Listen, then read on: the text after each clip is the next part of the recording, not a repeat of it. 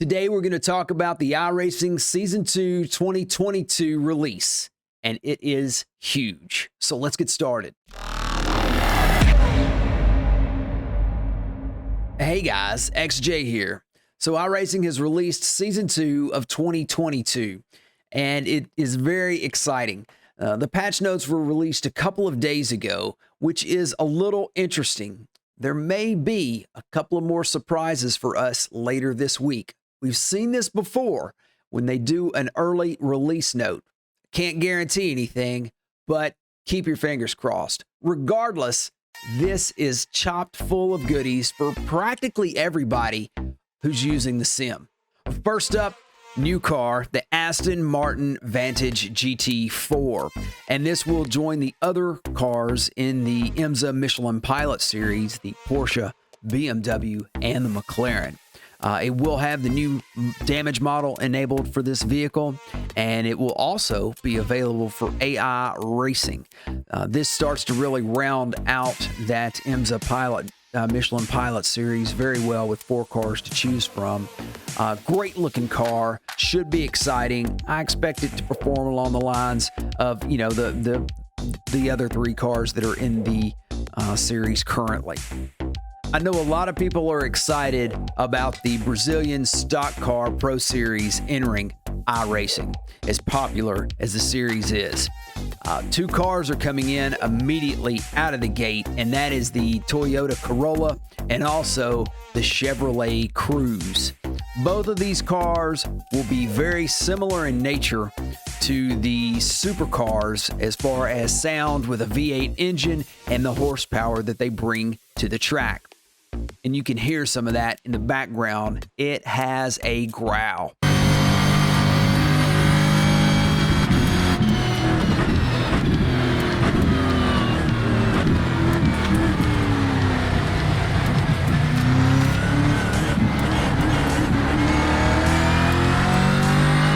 Now, these cars come equipped with a special extra power system. It can be activated 6 times during a race. There's like a 5-second delay before the extra power kicks in once it's activated, and then it stays activated for 20 seconds. After that, you have an 85-second block period before you're able to activate that extra power system again. This should make things very interesting. And for good news, you can't activate this on the first lap, so that should save from that first turn chaos. 2 great looking cars to bring in a new series to iRacing. Should be very exciting for road racing, and I know a lot of people cannot wait to get behind the wheel of this one. The Hyundai Veloster touring car, and this will join the Audi, the Honda, and the other Hyundai car in that class, rounding it out to 4 for the touring car class road series. This will also have the new damage model enabled, and iRacing will be available immediately. Great looking car, looks completely different from the other Hyundai, and should be a lot of fun to drive, as all of those cars really are. The NASCAR Camping World Truck Series Toyota Tundra TRD Pro has arrived, and this is a fully updated replacement truck for the current NASCAR Gander Outdoor Series Toyota Tundra. Anyone who owns the current Toyota Tundra now owns this vehicle instead. So that's nice of iRacing to do that, but let's be honest, that's probably just the proper thing to do. The current Toyota Tundra will be retired, no longer available for purchase or for use within iRacing. One thing to note, this is a completely artistic overhaul on the vehicle, so any paints that you've got are probably not going to work. You're going to have to rework those on the new truck. Also, they are revamping the name NASCAR Gander Outdoor Series to the proper NASCAR Camping World Truck Series.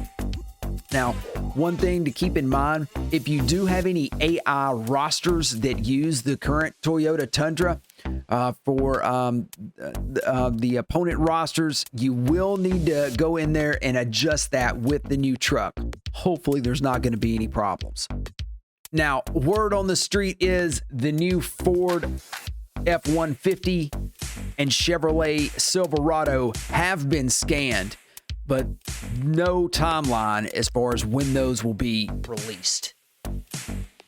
The iRacing Formula IR04 is now here. A new open-wheeled road car, and it should be pretty exciting. I think it's going to be kind of similar to the F4 from what we've gathered initially. We'll see when we can get in the car and see what it does.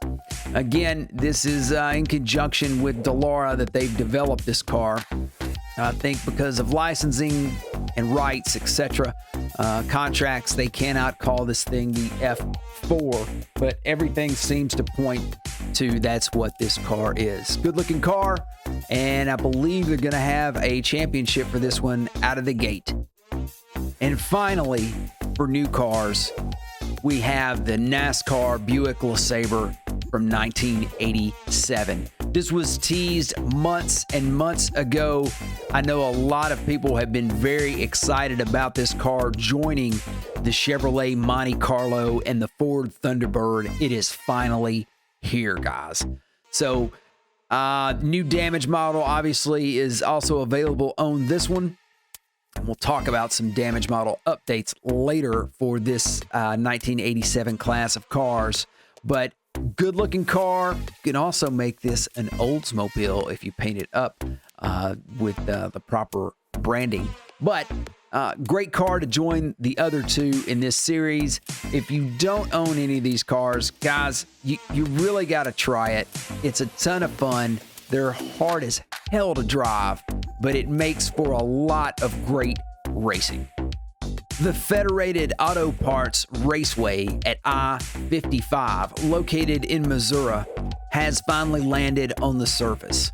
We're well aware that iRacing scanned a lot of dirt tracks recently, and we were waiting for some of those to drop, and this looks like the first one to make it out. This played host to the World of Outlaws almost every year since 1987. It's a third of a mile clay oval, and it looks to be a lot of fun. If you don't do dirt driving, hey, get out there and give it a shot, guys. It's a lot of fun. 19 degrees of banking in the corners and 10 degrees on the straightaways. This thing should be a blast. Winton Raceway has landed, and it comes in two road configurations, the club circuit and the national circuit. This track opened in 1961 and has been hosting racing for almost 6 decades. It's known as Australia's action track. The club circuit is a 1.26 mile, 10-turn layout, described as like running a marathon around a clothesline. And the national circuit is a 1.8 mile configuration. Should be a lot of fun, and I'm sure the supercars will enjoy the new configuration that out there to run around for Australia.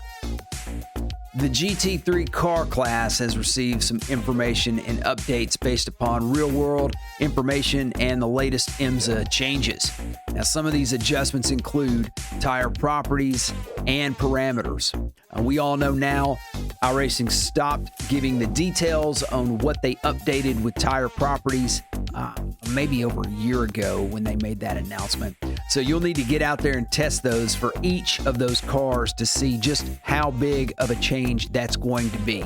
They've also mentioned the front tire section width has been adjusted slightly.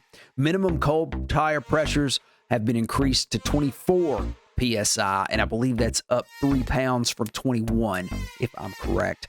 Highly detailed aerodynamic model updates. That's an interesting thing to note. Fuel capacities, fuel rates, and fuel cell sizes have been brought in line with the current IMSA standards. The differential adjustability has been increased to include plates, which may be set to either 4 or 6.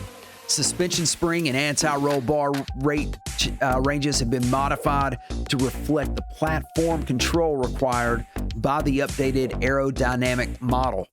All the cars have received a balance of power adjustment, or a BOP, to suit the class-wide changes to tire and aerodynamic models. front toe adjustment range is now correctly limited between plus and minus 10 millimeters. Garage tooltips and aerodynamic calculations have also been updated, and as a result, all iRacing setups have been updated. I think this is going to be a pretty big change for the GT3 cars in the class. Yeah, depending on how many you own or which ones you own, you might want to go back through them and test them at some of those tracks you're familiar with to see how they're reacting. This could be an interesting time for the GT3 class. Now, some other minor things to point out, and not nearly as exciting as what we've been discussing. The spotter has been updated, and it has been updated, for a variety of refueling and fuel management thresholds. Not sure exactly what they mean by that, but I guess we'll find out if you use the iRacing spotter. The next thing, the spotter messages have been added for a variety of tire compound change rules situation. Also, and this should be a welcomed message to say the least, the spotter will now call out to help you find your pit stall. Not sure if it's going to be a countdown, but hey, anything's better than what the basic iRacing spotter used. They are working really hard to make the spotter better so that you can use it in sim rather than having to have another app running on your computer while you are racing. NetCode, I'm sure all of us have suffered from this at some point in time or another while using the service. And apparently there are some great improvements coming with this season. Changes aim to improve prediction behaviors in braking zones, prevent unintended nose-to-tail rear ending, mitigate bump drafting errors, and improve the accuracy of vehicle vectors from door-to-door oval racing. This will be a welcomed fix if it works. The NASCAR NextGen cars have received a class update. Branding has been updated to match what was seen at the Clash, and sponsor location layout has been updated to match also. Dashboard and body textures have been updated. Vehicle model and spoiler package have also been updated. Mirror portals are now correctly disabled for the interface vehicle model, whatever the hell that means, and the iRacing setups have also been updated. There's also an update for the NASCAR Classic 1987 car class. For the new damage model, the rear frame has been strengthened to prevent excessive damage, and the side panels have been weakened slightly for more realistic levels. Vehicle audio has also been improved for drivetrain, gear shift, and brakes. Fixed an issue where there was tires that could appear to change in size as the camera changed distances from them. So that's a minor update also, and probably a lot of people didn't know about it. All iRacing setups have been updated. And lastly, the NASCAR Camping World Truck Series class has been updated, renamed, like I discussed earlier, from the Gander Outdoors to Camping World. Vehicle models and textures have been updated to match the 2022 NASCAR season specs. Also with this, paint patterns have been adjusted, and so you may want to go back and check your liveries, check your paint schemes to see if they match how much has changed on the template. I imagine it's going to tweak it just a little bit, but now each truck does feature 24 paint patterns to use with this update. Again, iRacing setups have also been updated for the series. And finally, we have some AI racing updates. One, you can now limit the number of tire sets as far as use within those sessions. That's a nice add. You can also force drivers to start the race using their qualifying tire compound. That has been added. Earlier, we talked about the Aston Martin and the Hyundai being added for AI usage and driving. We also have the Mercedes AMG F1. Yes, the F1 is finally here for AI racing. Will allow you to get out there, learn how to drive that car in traffic without the need for being in an actual official race. Great ad for the AI drivers. They've also added Monza, Circuit of the Americas, Montreal or Circuit Gilvenu, Silverstone Circuit as far as the Grand Prix layout, Suzuka International, the Grand Prix layout, and like we said earlier, Winton Motor Raceway, and that's both configurations for that track. If you ever read the patch notes, they always have interesting training when it comes to the AI drivers. And the 2022 Season 2 race training curriculum for AI drivers includes the following programs: Out of the Pit Box Problem Solving, Tire Compound Selection Program V2.1, the Biannual Psychological Counseling Seminar for dealing with tow request denial, Hybrid Systems, Understanding and Improving Your Efficiency, How to Succeed in Qualifying Without Really Trying, Staggered Starting Grid Comprehension for Synthetic Minds, Rack 303, known as Side-by-Side Racecraft, Finding Joy in the Parade Lap, and finally, a treatise on the 2021 landmark case, Cornering Speed versus Driving Lines. You got to give iRacing credit. They're pretty funny at times. And that's all we're going to cover for the Season 2 2022 update. Now, guys, I would advise looking at the patch notes there in the forum. Again, under staff announcements, click on that. You can read it yourself. There's a lot of information in there for virtual reality updates that they've done. All of the different cars, practically every car in the service receives some type of update in one form or another, along with a multitude of tracks. We've also got the information in there in regard to the Logitech True Force software. I believe that's re-enabled now and good to go.